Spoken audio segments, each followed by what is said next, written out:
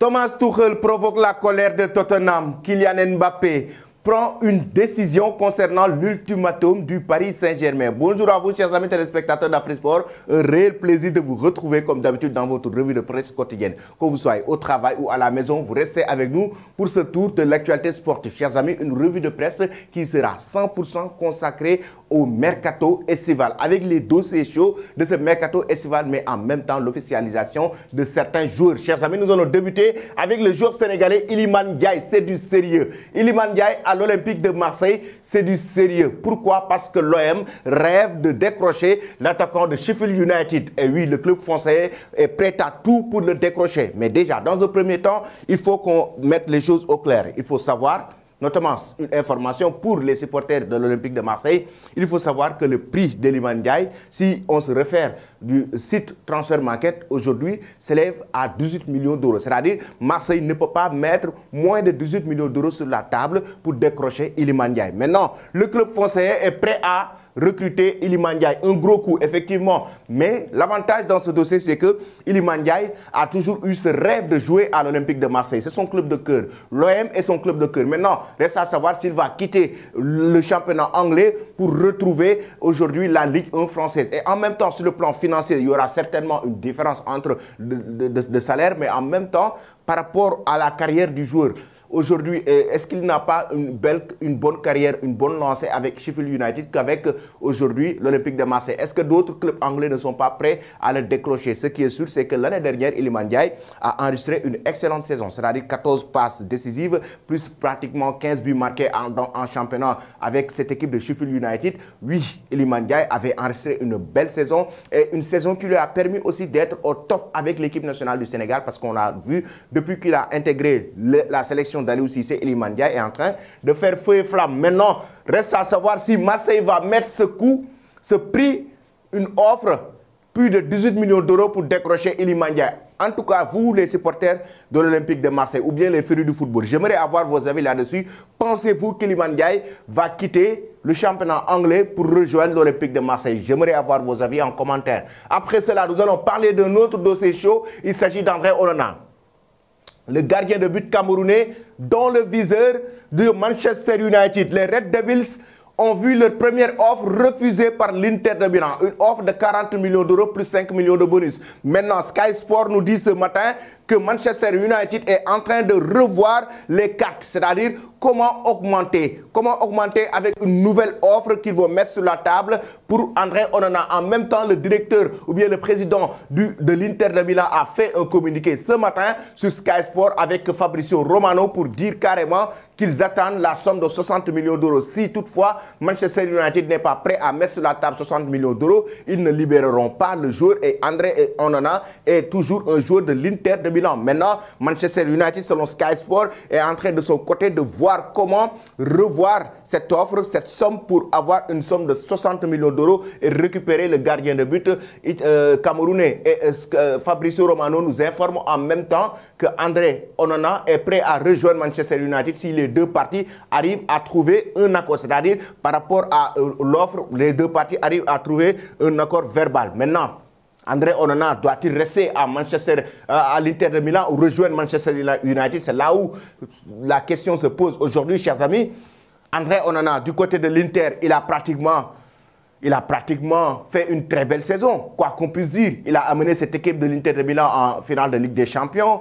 La saison d'André Onana avec l'Inter a été pratiquement accomplie plus ou moins, du moment où certes il n'a pas remporté le Scudetto et en même temps il n'a pas remporté le championnat et la Ligue des Champions, mais quand même sur le plan individuel, André Onana a été énorme. Il a remporté aussi la Coupe d'Italie. Et aujourd'hui, André Onana, quoi qu'on puisse dire, reste un très grand gardien africain, reste un très grand gardien sur le plan européen. En Europe, il est en train de faire ses preuves.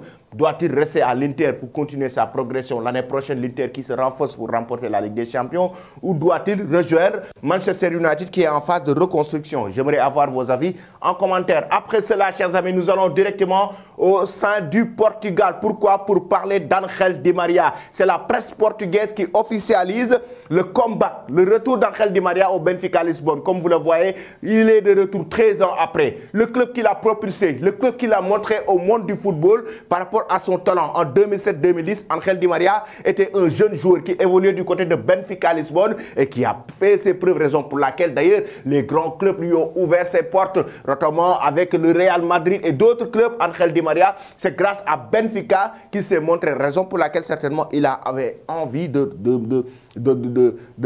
retourner en tout cas ce que Benfica lui avait donné il y a de cela quelques années derrière. Malgré les convoitises de l'Arabie Saoudite, malgré l'Arabie Saoudite avec son argent, malgré les clubs saoudiens avec leur argent qui sont bienvenus pour essayer de décrocher le joueur argentin, il a préféré rejoindre Benfica et il a voulu vraiment donner à Benfica le plaisir qu'il lui a donné il y a de cela quelques années, raison pour laquelle Abola qui nous montre l'officialisation d'Angel Di Maria avec son nouveau contrat du côté de Benfica Lisbonne, ainsi comme Oyoho qui va dans ce même sens avec Angel Di Maria, donc l'officialisation, le joueur argentin qui rejoint Benfica Lisbonne. Après cela, chers amis, nous allons du côté de l'Espagne maintenant, avec la presse catalane, deuxième recrue officielle. Deuxième recrue que le Barça a officialisé, c'est Íñigo Martínez. Regardez, après l'arrivée de Gundogan, c'est Íñigo Martínez. C'est imminent.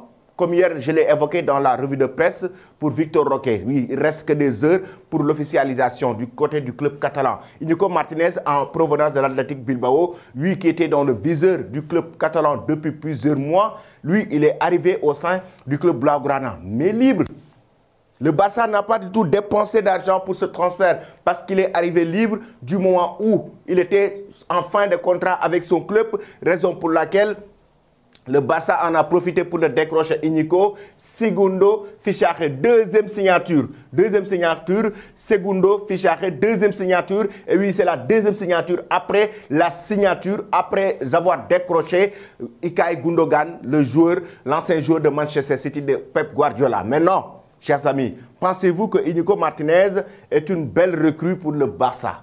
Pensez-vous que c'est une belle recrue pour le Barça? À 32 ans, pensez-vous qu'il pourra donner vraiment satisfaction à cette équipe blaugrana, même s'il arrive libre au sein du club catalan, parce que comme je l'ai dit tantôt, Íñigo Martínez est arrivé libre, il était en fin de contrat avec l'Athletic Bilbao. Donnez vos avis en commentaire. Toujours nous restons en Espagne, cette fois-ci pour parler de Kylian Mbappé. Déjà dans un premier temps, on va parler de l'ultimatum de Nasser El Khelaifi, le président de cette équipe du club de la capitale française, pour Kylian Mbappé, lors de l'officialisation de l'arrivée de Luis Enrique, le nouvel entraîneur du club Paris Saint-Germain. C'est au moment où il était officialisé que Nasser El Khelaifi en a profité en conférence de presse pour répondre à l'avenir de Kylian Mbappé, pour dire que c'est non négociable concernant l'avenir de Kylian Mbappé. Il n'est pas question de laisser partir Kylian Mbappé libre.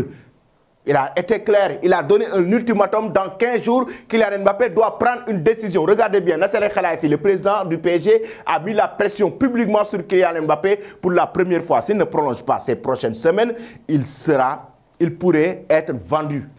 Il pourrait être vendu. Et en même temps, le journal Marca va dans ce même sens pour parler aujourd'hui de cet ultimatum avec ces 2 semaines que le PSG donne à Kylian Mbappé, cette pression qu'on lui met pour qu'il puisse rejoindre, soit prolonger son contrat avec le PSG ou rejoindre un autre club, notamment le Real Madrid. Mais devinez quoi? La presse espagnole, notamment défenseur central et El Chiguirinto, nous lâche une bombe que Kylian Mbappé et son clan ont déjà pris une décision. La décision, ils ont campé sur leur position, le fait de ne pas prolonger leur contrat avec le Paris Saint-Germain. Il n'est pas question de prolonger son contrat. Ça veut dire que Kylian Mbappé est prêt à partir dès cet été.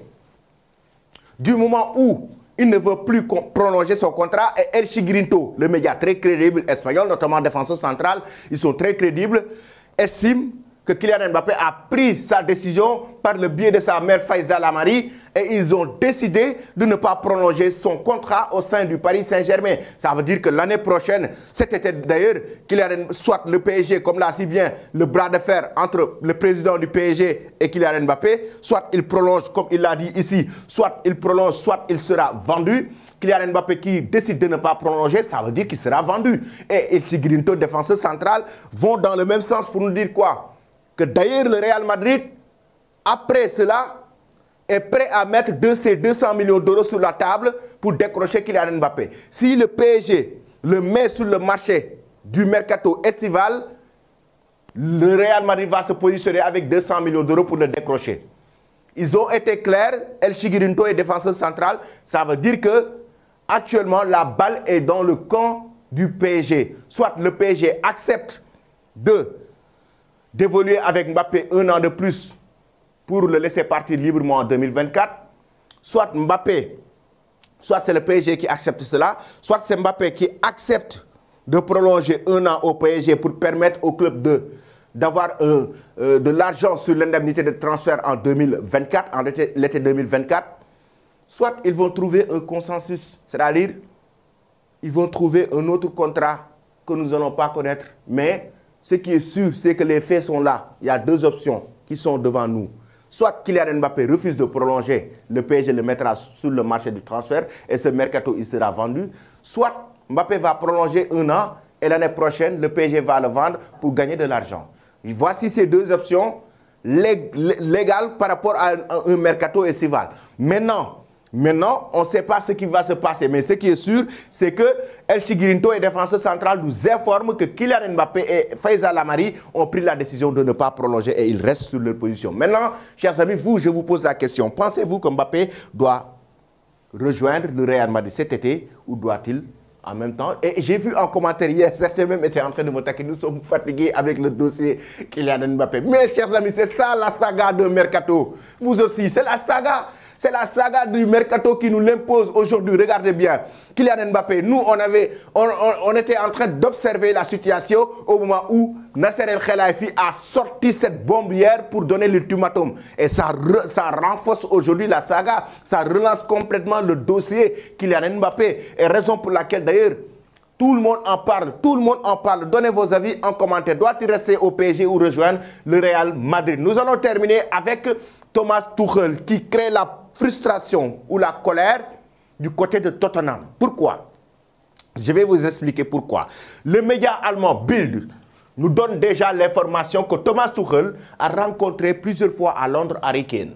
Il a rencontré Harry Kane plusieurs fois à Londres. Et du moment où il a rencontré plusieurs fois à Londres Harry Kane, cela a créé la frustration de Daniel Levy, le président de Tottenham.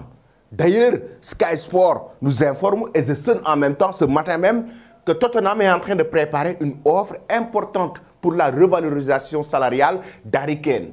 C'est-à-dire, Tottenham est prêt à augmenter le salaire d'Harry Kane pour le maintenir au club. Mais est-ce que c'est une question d'argent? Est-ce que sur le plan financier, Harry Kane a besoin vraiment d'argent pour rester à Tottenham? Je pense que l'aspect est plutôt sportif, parce que Harry Kane veut remporter la Ligue des Champions, veut remporter le Ballon d'Or. Aujourd'hui, Bill a donné en page intérieure les détails de la rencontre entre Thomas Tuchel et Harry Kane pour dire que Harry Kane a carrément dit à Thomas Tuchel qu'il veut remporter la Ligue des Champions. Harry Kane ne l'a pas encore remporté. Pourtant, c'est un joueur de classe mondiale. Un joueur de classe mondiale, et oui, il a envie de gagner la coupe aux grandes oreilles. Il a envie de gagner la Ligue des Champions. Et raison pour laquelle ça crée la frustration de Tottenham qui estime que Harry Kane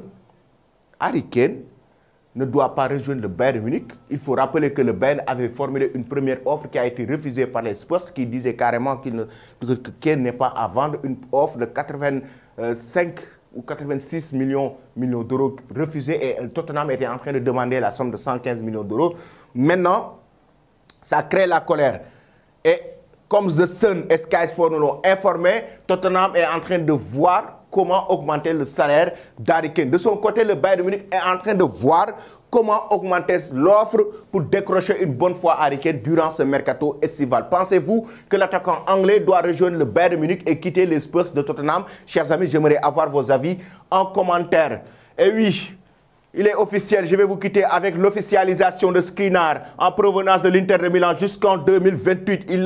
Il était annoncé au sein du club de la capitale française depuis le mois janvier dernier. Et il est présent, il est de retour, il est bien arrivé au sein du club français. Skriniar va devenir un joueur du PSG, une très belle recrue pour le Paris Saint-Germain, un très bon défenseur. Restez connectés sur Afrique Sport pour ne rien rater de l'actualité. Merci chers amis, abonnez-vous. N'oubliez pas de vous abonner et très belle journée.